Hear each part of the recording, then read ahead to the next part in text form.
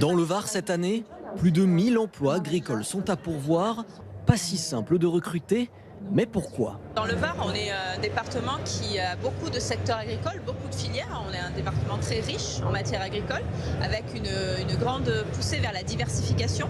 Et ça nous tend vers des tensions au niveau de l'emploi, puisqu'on a besoin de travailleurs, de main-d'œuvre, dans différents secteurs, dans différentes filières, donc avec des compétences particulières. Et parfois, les recrutements sont difficiles.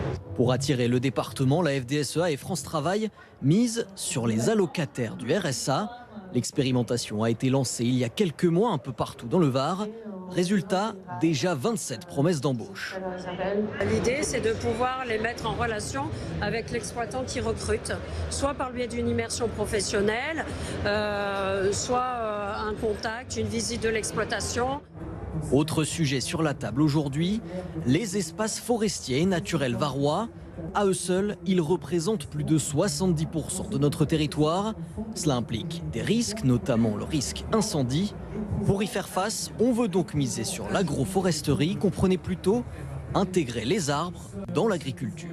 Quand on fait des coupures avec des châtaigniers, avec des subérés, les forêts de chêne-liège, avec des vignes, avec d'autres activités agricoles, on fait un cloisonnement des massifs forestiers qui va permettre de stopper le feu à un certain état de la forêt sans qu'il passe sur un autre compartiment. Dans le Var, il existe un pare-feu naturel que l'on cherche à développer, la châtaigneraie.